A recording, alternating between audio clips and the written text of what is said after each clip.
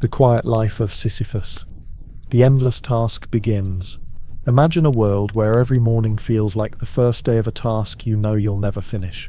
The sun rises, its light touches the earth, and yet there's no sign of relief. You are Sisyphus, and you are condemned to push a boulder up a hill. A task as simple as it is impossible. But there's a strange thing about this eternal punishment. It doesn't start with a grand moment of defiance or divine wrath. No, it begins with the dull, rhythmic repetition of an ordinary life. You awake early in the morning, not with the pomp of a hero's quest, but with the heaviness of knowing exactly what your day holds. The air is dry, the wind slightly picking up, stirring the dust beneath your feet. You're on the edge of a mountain far from the bustling cities of Greece, where the sounds of life feel miles away. It's just you, the boulder, and the mountain. And yet, this is your existence, day after day. The rock is enormous, perhaps larger than you, smooth and stubborn in its nature. There's no fanfare as you approach it. You simply place your hands on the cold, rough surface, feeling its weight and the solidness of your fate. There's nothing heroic about it. This is a task that requires no skill, no magic, just brute force, and an infinite amount of time. At first, you might have tried to think of it as a challenge, as a way to prove something, but after countless repetitions, the meaning begins to slip away. There's no winning, no grand gesture, no escape. Your body grows tired, your muscles aching from the strain, but your mind is more exhausted than your body could ever be. The sun climbs higher, its heat intensifying the further you push the boulder.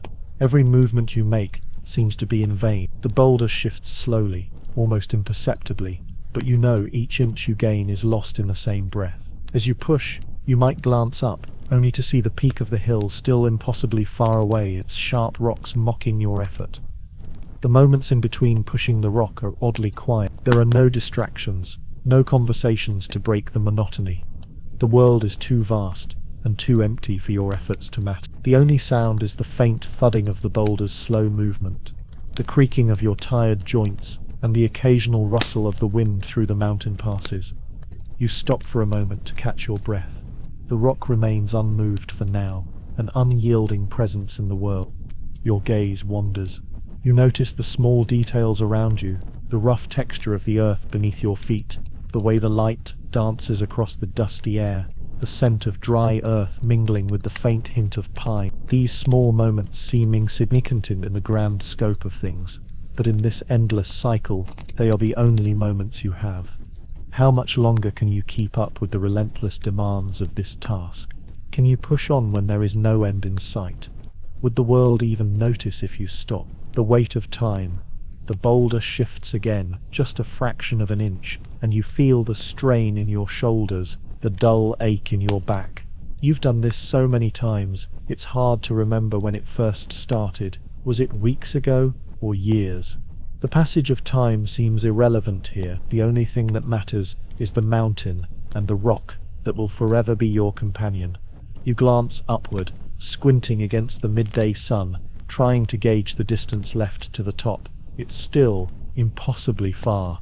The mountain has no mercy, and neither does the rock. The longer you push, the more it feels as though the world itself is conspiring to keep you from succeeding, and yet, in some strange way, it's almost peaceful. The silence, broken only by your heavy breaths and the sound of your feet shifting in the dust, feels like a comforting routine. Your body has grown accustomed to the strain. The blisters on your palms have healed and reopened countless times. The muscles in your legs have adapted to the constant pressure, though they ache in a way that's almost comforting. There's a rhythm to the task now, a kind of flow you've learned to embrace. You no longer expect the boulder to reach the top, nor do you expect it to roll back down the hill. Instead, you simply exist in the moment, pushing and resting, as the cycle continues. Sometimes your mind wanders. You think of the life you might have had before this punishment, before the gods decided that you were a man who could not be trusted. You were a king once, known for your cunning and cleverness, but now, all that is forgotten. Your reign is nothing but a distant memory, a faint whisper that vanishes the moment you try to recall it. The people you ruled, the lands you conquered, they no longer exist. You have become nothing more than a symbol of endless labor, a figure caught in the eternal tug-of-war between action and futility. As you pause to wipe the sweat from your brow, you hear the faintest sound, a distant chirp of a bird, a rustle of the wind through the trees. These small, unnoticed details remind you that life continues beyond your task. But they also seem to mock you. They are reminders that the world moves on, even if your own world remains stuck in place. The mountain is always there, an unchanging presence. You know every rock, every crevice. And yet, it's never enough. It's as if you are caught in a cycle of despair, and there's no way out. The gods have set their course, and you are merely a participant in their game, doomed to play forever. But what choice do you have? You can't stop. To stop means to surrender to the weight of your punishment, to admit that the gods have won. And so, you continue. You push. It is the only thing left to do. Will you ever see the top of this hill, or is this endless task the only thing that will remain? The only thing that matters in this vast, empty world? A moment of reflection. The mountain looms before you, an immovable force that you've come to understand better than anything else in your life. Your muscles burn, your body aches, and yet, the boulder remains just out of reach of the peak. You're so close now, but somehow, that last stretch feels more impossible than the first. The weight of the task is not just physical anymore, it's mental, emotional, and even spiritual. Every step is an attempt to push against something that has already been decided, an outcome that will never change. You take a moment to lean against the rock, staring at the top of the hill as the wind blows across your face. There's something strangely quiet about this moment. No gods watching, no audience to witness your struggles. It's just you, the mountain, and the rock. The sky above stretches wide, endless, and you can't help but feel the weight of eternity pressing down on you. How long has it been? Years, centuries. Time seems like a distant concept, forgotten in the endless cycle of pushing, stopping, and starting again. It's here, in these final moments, that you reflect on the peculiar nature of your existence. There's no redemption, no freedom in sight. It's just you and the task. Some might look at you with pity, others with disdain, but in this moment you realize that none of it matters. The world has long moved on, and yet, here you remain, stuck in this strange purgatory, a symbol of both futility and persistence. But then there's a flicker of something else, a question that has often crossed your mind, one that has remained unanswered. Perhaps it's a thought that you can't shake off because it brings with it the faintest hint of meaning, however small it may seem. What if the task isn't about reaching the top at all? What if it's about learning how to endure the struggle itself? Perhaps it's not the peak that matters, but the act of pushing, the act of surviving the endless toil. You push the boulder forward once more. It's almost as if for the briefest moment, you feel light. The stone is still heavy, the task still impossible. But somehow, there's a shift. You've stopped trying to escape, stopped yearning for the end. The end, after all, was never the point. The gods never promised you a finish line. They only promised you the labor, the unending cycle of effort and exhaustion. The boulder rolls, inch by inch, up the final stretch of the hill. It's slow, agonizing, but you push on. The sweat on your brow, the ache in your limbs, they've all become part of who you are now. There's no grand victory, no moment of glory. But perhaps that's the point. There's dignity in the struggle itself. As the boulder finally reaches the top, you pause. The weight on your body is immense, but somehow it feels like relief. Even though you know it will roll back down again, even though you've been here countless times before, there's something beautiful in the act of pushing it up one more time. Maybe you'll never reach the top, but maybe, just maybe, that's not what's important. It's the journey, the persistence, the quiet endurance that gives your life meaning. And then without warning, the boulder begins to roll back down. You sigh, but it's not a sigh of defeat, it's a sigh of acceptance, a sigh that carries with it a sense of peace. The mountain doesn't care whether you succeed or fail. The gods don't care either, but you do. And that in itself is enough. As the boulder tumbles back down the hill, you turn and begin again. The journey repeats itself, yet you continue. carrying the weight of time and fate with you. Will you ever escape this cycle? Or is it enough to simply endure, day after day, in the quiet rhythm of existence? The life of Arachne, a weaver's fall from grace. A challenge that began with confidence. Arachne was no stranger to the hum of the loom. From a young age she had been weaving intricate tapestries, each thread interwoven with the quiet pride of a young woman who knew she was destined for greatness. She wasn't born into a life of luxury or privilege, but her skills as a weaver were unparalleled. In the small town of Lydia, nestled away from the hustle of Athens or Corinth, Arachne's name had become synonymous with excellence. But Arachne wasn't content with mere recognition. She wanted to be the best, to outshine even the gods themselves. It's not as though she sought the fame that might come with such a feat. Instead, she sought something deeper. She wanted to prove once and for all that human artistry could surpass divine craftsmanship. Her tapestries were delicate masterpieces, featuring not only the finest patterns and designs, but capturing the essence of human life, the struggles, the triumphs, the beauty of the mortal world. Her fame spread quickly, and soon, rumors of her skill reached the ears of Athena, the goddess of wisdom and crafts. Athena, ever proud of her own ability to weave, heard that a mortal dared to claim superiority in her craft. Athena, with her immortal eyes, had seen it all, the tapestry of gods and men alike. But this mortal woman dared to challenge her. And so, as the whispers of Arachne's skill continued to ripple across Lydia, Athena decided to intervene. The gods didn't like being challenged, but Athena, ever the craftsman, believed that competition could teach valuable lessons. So she appeared to Arachne in the guise of an old woman, a mentor with wisdom to impart. "Are you truly so confident in your skills, young one?" Athena asked, her voice laced with a calm but commanding tone. "Do you think you can weave a tapestry greater than mine? I warn you, this is not a challenge you want to take lightly." Arachne, ever bold, looked at the old woman with disdain. She had heard the stories of Athena's skill, but in her heart, Arachne believed she could outdo the goddess herself.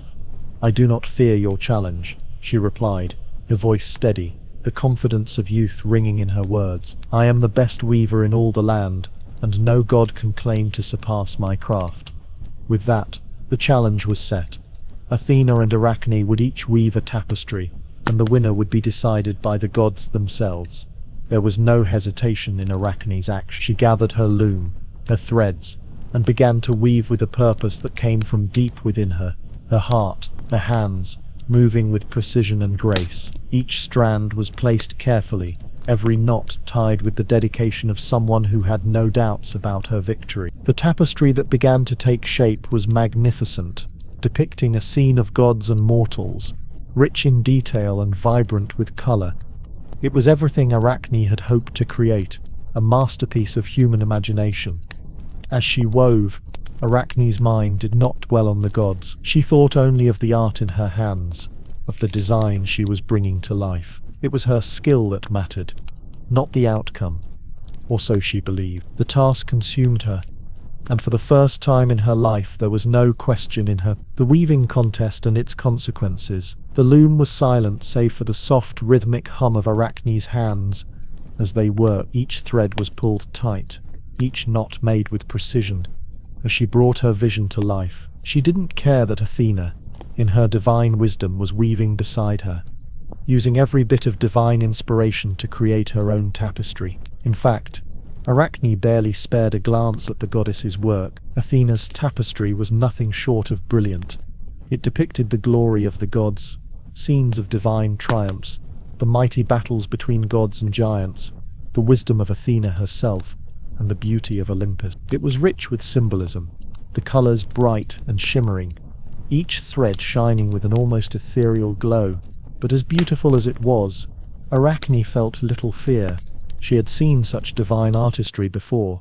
Athena's tapestry, while perfect, lacked one thing: humanity. It lacked the raw emotion that Arachne's work was infused with. Arachne's hands moved faster, more confidently, as she focused on her own creation. In her tapestry, she didn't depict the gods in their usual majestic form. No, she portrayed them as they truly were, flawed, fallible, and sometimes cruel. There was Zeus, the great king of the gods, caught in an act of deceit. There was Poseidon, selfish and vengeful, trampling over mortals for his own gain. And in the center of it all was Arachne herself, depicted as a mere mortal woman, standing tall against the gods, her courage and defiance captured in every thread. As her weaving took shape, a subtle but unmistakable energy began to fill the room. There was something almost magnetic about the tapestry she was creating, a rawness, a truth that seemed to reach out beyond the fibers. Arachne, in her hubris, had poured not just her skill but her very soul into this piece. She had no doubts now. She was not just a weaver, she was an artist, an equal to the gods themselves. But as the final threads were tied into place, Arachne glanced up at Athena's work. She saw the divine tapestry, its brilliance almost blinding. It wasn't fair, she thought. Athena had been gifted the knowledge of the gods. She had the power of immortality and the advantage of divine inspiration. And yet, she felt no fear, no hesitation. Her tapestry was beautiful, yes, but it lacked something Arachne felt she had captured: truth. Arachne's heart swelled with a quiet pride. It wasn't just about winning, it was about proving that a mortal, with enough skill, could surpass the gods in something so simple as weaving. The moment of completion arrived. Both tapestries were finished. Athena looked at Arachne with a calm expression, her eyes sharp and measuring, but not without a hint of respect. "It is time," she said softly, and with a gesture summoned the gods to witness the challenge. Zeus, Hera, Apollo, and all the gods gathered to view the work. The room was filled with the soft murmur of divine voices discussing the pieces before them. Arachne's heart pounded in her chest, but she stood tall, her eyes never leaving her tapestry. She waited for the judgment. She had no doubt that she had won. And then came the judgment. The gods, after careful inspection, did not hesitate. They agreed that while Arachne's work was certainly skillful, it was flawed. It was too bold, too reckless. It portrayed the gods in an unflattering light, showing them as petty, vindictive, and deceitful. Her tapestry was not just a work of art, it was a challenge to their very authority. For a mortal to mock the gods in such a way, such disrespect, could not be overlooked. And so Athena, in a cold fury, declared her punishment. "You have dared to outdo me in skill and insult the gods in the process. For this arrogance, you shall be punished. You will never again weave as you have. Instead, you will be turned into a creature, destined to weave for eternity, but never again with the hands you once had." With a gesture, Athena transformed Arachne into a spider, her delicate fingers turning into legs, her body shrinking and twisting into the form of the creature that would spend its days weaving webs in eternal solitude. The curse was cruel, but it was a reflection of the arrogance and defiance Arachne had shown. In that moment, Arachne's fate was sealed. As the transformation took place, Arachne's heart broke, not for her loss of beauty or humanity, but for the quiet, crushing realization that her challenge had never been about artistry at all. It had been about pride. And pride, as she would learn in her new form, could be both the greatest strength and the most unforgiving weakness. The endless weaving. Arachne's transformation was complete, and with it came an unfamiliar silence. The gods, having made their decision, dispersed, leaving the once proud weaver alone in her new, horrific form. She looked down at herself, her hands no longer delicate, but spindly and covered in fine, silken hairs. The reality of her punishment sank in.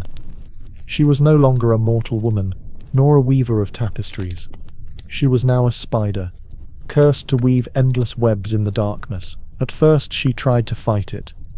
She struggled against the pull of her new nature, the urge to spin threads, to weave over and over, as though she could somehow break free from the eternal task the gods had imposed upon her. But the more she fought, the stronger the compulsion grew. The silk that she had once used to create art now flowed from her with mechanical precision, as if her very soul was tethered to the threads she spun. There was no escape. The days passed in a blur. There was no sunlight to mark the passage of time, no shifting of seasons. It was as if time itself had frozen, leaving her in a never-ending cycle of spinning. She began to wonder if the gods had forgotten her, if this punishment was not just about the weaving, but the solitude, the isolation that came with. Her thoughts were no longer those of a proud, defiant artist. They were those of a creature whose only purpose was the task at hand. There was no audience to admire her work, no critics to challenge her. She was, in a sense, invisible, an unseen, unheard weaver, lost in the endless motion of creation. Occasionally she would glimpse the remnants of her human past, faint memories of a time when she could feel the satisfaction of creating something meaningful, when her artistry had been admired, even feared. The rich tapestries she once wove were now forgotten, and in their place were endless webs that hung in the corners of dark, forgotten places. What had become of her pride, her ambition? Was it worth? The question would come and go, as fleeting as the wind, but it lingered just long enough to make her heart ache.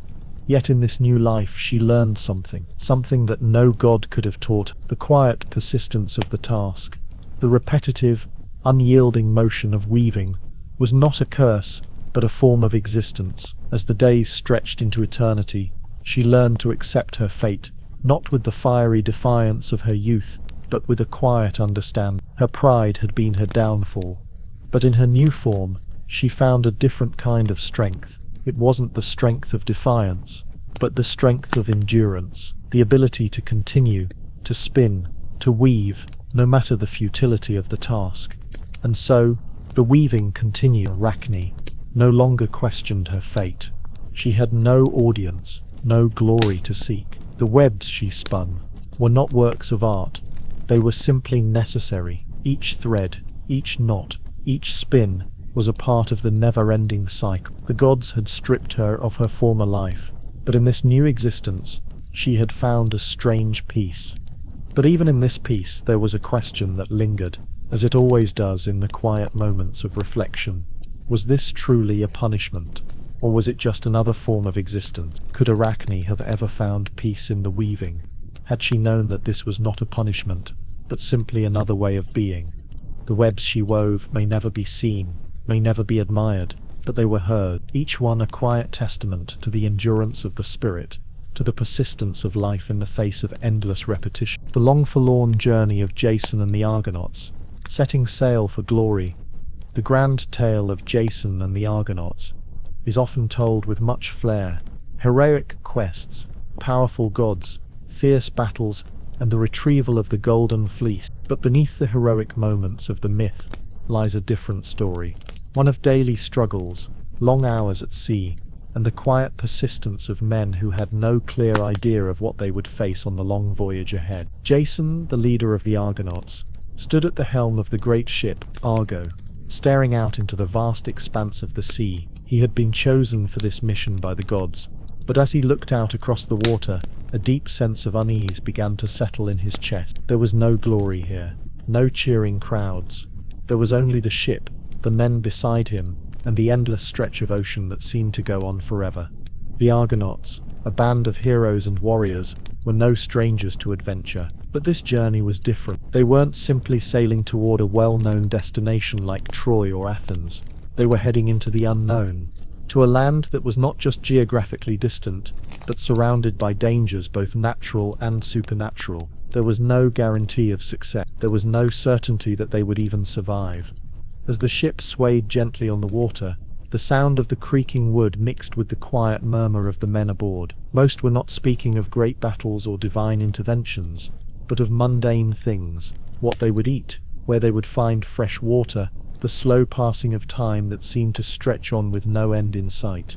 The food was running low, the water supplies were starting to dwindle. The men had been sailing for days, and the journey was already beginning to feel like an endless stretch of time. Their spirits, once high with the excitement of embarking on an adventure, were beginning to flag. The crew was restless, their conversations quieter, their faces more drawn. Jason paced the deck, his boots sounding against the wood with a rhythmic thud.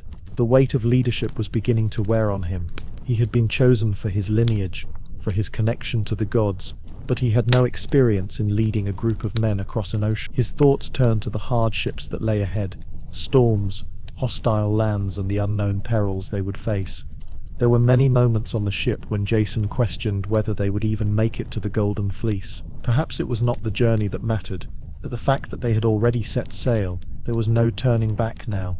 The men trusted him, and yet, as the ship sailed further into the unknown, Jason began to wonder if they had trusted the wrong person. On a practical level, the journey was less about sword fights and great deeds, and more about the small things, the daily grind of managing supplies, making sure everyone took their turn at the oars, keeping the morale high, and making sure there was enough food to last through the endless stretches of open water. The ship was their only home now, a wooden vessel that had become a small, floating world, cut off from the rest of civilization. The men were restless. Some had begun to question why they were embarking on this journey at all. They had been promised great rewards, but rewards seemed like a distant, fading dream far out of reach. Instead, they were living day to day, just trying to stay afloat, both literally and figuratively. There was no heroic fanfare here, only the constant beat of the waves and the creaking of the ship, a reminder that they were far from home, and each day on the water felt like an eternity. Despite all this, Jason couldn't help but push forward. He wasn't just a leader in name, he had been chosen by the gods, and that had to mean something. He didn't have answers, but the journey wasn't just about reaching the destination, it was about surviving each day. The myth of Jason and the Argonauts wasn't just a tale of glory, but a story of men who endured, who lived through hardship, not because they sought fame, but because they had no choice. As the Argo continued to cut through the waves, Jason stared into the distance, the horizon barely visible against the endless stretch of ocean. The journey was long, but it was the only way forward. What else could they do but keep sailing? The Golden Fleece seemed farther away than ever, and yet in some way, it didn't matter. It wasn't about the end goal, it was about the journey itself, and the men who would either sink or survive it. Perils at sea, and the weight of doubt. Days turned into weeks, and the once pristine waters of the Aegean Sea began to show their darker side. The men of the Argo, seasoned adventurers, now looked worn down and tired, their faces darkened by the sun, their eyes haunted by the uncertainty of the journey. It wasn't just the physical toll of the voyage, though that was real enough. It was the mental exhaustion that began to take root. Every creak of the ship, every distant rumble of thunder on the horizon, seemed to carry a weight of foreboding. The further they sailed, the more the men began to question the worth of their quest. The whispers started small, first a murmur between two sailors, then louder, a steady drumbeat of discontent. They had been promised a glorious prize, the Golden Fleece, but it felt like a myth, something that belonged to a time long past, a time before the world had become so vast, so dangerous, and so empty. The reality of their journey was far removed from the grand stories of gods and heroes they had heard as children. One afternoon, as the ship sailed into a particularly foggy patch of sea, Jason found himself pacing the deck, deep in thought. His mind raced with questions that he could not answer. Was this all worth it? The hardship, the isolation, the constant strain of leadership. He had come from a line of kings, and yet here he was, a leader adrift, on the open sea, with no clear way to navigate the overwhelming tides of doubt. The crew was becoming more restless by the day. There were murmurs of rebellion, men whispering about returning home, about abandoning the mission, and sailing back to the safety of their own shores. Even the great heroes among them, Heracles, Atalanta, Orpheus, were beginning to show signs of fatigue. No one spoke it aloud, but Jason could sense it. The weariness was spreading, and with it, the faint but growing desire to give up, to turn back before the journey cost them even more than they had already sacrificed. Then came the storm. It arrived without warning, a twisting, chaotic whirlwind that seemed to come from nowhere. The calm that had settled over the sea was shattered in an instant, replaced by a furious roar of wind and wave. The men scrambled to secure the sails, to hold the ship steady against the battering sea, but it was no use. The Argo was tossed like a toy, its timbers groaning under the pressure of the waves. Jason gripped the ship's railing, feeling the spray of salt water sting his face. It was a desperate, thrashing fight for survival. The storm raged for hours, and during that time it felt as though everything Jason had worked for was slipping away. The ship rocked wildly, threatening to capsize at any moment. There was no order to the chaos, only the desperate need to survive. It wasn't about glory, it wasn't about the Golden Fleece, It was about getting through the next moment, the next wave, with the hope that somehow they would make it through the storm. When the storm finally passed, leaving the sea eerily calm in its wake, the damage to the ship was extensive. The crew was exhausted, both physically and mentally. Some men were injured, others too shaken to return to their duties right away. It was one of those rare moments when the reality of their situation settled fully into the hearts of the Argonauts. They had come for a treasure, for glory, but what was glory worth in the face of death? What was a mythical prize compared to the lives of the men who would fight and die for it? Jason stood at the bow of the ship, staring into the horizon, his face grim. His resolve had been shaken. How much longer could they continue this journey? How many more storms? How many more trials would they have to face before they reached the Golden Fleece? Or would they never reach it at all? The golden prize they sought seemed less and less like a prize, and more like a curse. It was no longer about the grand story they had set out to write. It was about the day-to-day fight for survival. Each day was a struggle, each challenge a reminder that they were far from home, far from the comforts they had taken for granted in their previous lives. In the quiet aftermath of the storm, Jason turned to his crew. They were battered, bruised and silent, but there was a new sense of camaraderie between them, a quiet understanding that they were all in this together. No one was expecting glory anymore. No one was looking for fame or recognition. They were simply trying to survive the journey, whatever the cost. And Jason, standing before them, realized that perhaps survival, just getting through this, was enough. Perhaps this journey, for all its hardships, was about the simple resilience of the men aboard the Argo. It wasn't about the gods, or the Golden Fleece, or the tales of heroism. It was about their shared experience, their collective struggle. As the crew returned to their tasks, Jason felt a sense of relief wash over him. The storm had passed, and so too would the doubts. The journey wasn't over yet, but the men would face whatever came next with the quiet determination that only those who have survived a great trial can truly understand. The journey's end, and the quiet realization. The journey continued, the Argo cutting through the waters with a newfound sense of purpose, though it was a purpose that had shifted. The Golden Fleece, once the driving force of their quest, had taken a back seat to something more pressing, the will to survive, the necessity of enduring whatever came next. The men no longer spoke of glory or fame. They spoke of getting through the day, of making sure the ship didn't fall apart, of getting the next meal, of finding land when it seemed so elusive. The sea was as unforgiving as ever, and the men had grown used to the constant rocking of the ship, the strange and eerie feeling of being out of touch with the rest of the world. They no longer looked for answers from the gods. They had learned that their fates were in their own hands, and while the gods may have given them this task, they were the ones who had to see it through. The stories of divine intervention seemed distant now, like fairy tales from another time. But despite the hardships, something had changed among the Argonauts. They were no longer just a group of warriors on a mission. They had become a community bound by shared experiences, bound by the simple, quiet act of continuing on.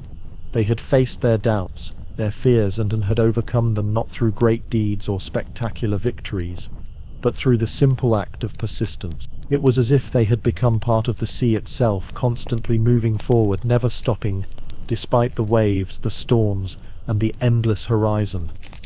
There was a kind of peace in them, a peace that came not from the hope of a glorious end, but from the quiet knowledge that they were alive, that they had survived, that they were still sailing. And then, after what seemed like an eternity, they came upon the shores of Colchis, the land of the Golden Fleece. But even as the Argo anchored near the shore, Jason felt a strange unease in his chest. The fleece was no longer the prize it had once been.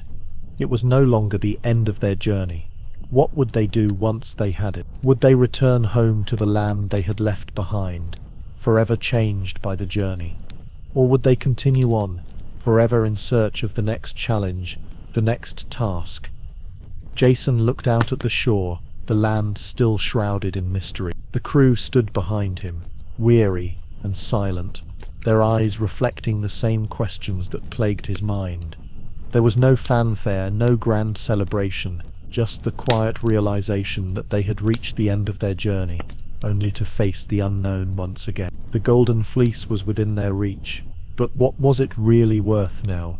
Would they return to their homes as heroes, or would they always be marked by the quiet struggles of the sea, the long, hard journey that had transformed them in ways they couldn't even comprehend? The journey had never truly been about the fleece. It had always been about what they learned along the way, the resilience, the endurance, the small victories that made each day worth living. The fleece would hang in their hands, but it was the journey, the quiet perseverance that would stay with them forever. Jason took a deep breath, and for the first time in a long while, he smiled, not because they had succeeded, not because they had reached the end, but because they had survived, and in the end, that was the greatest prize of all.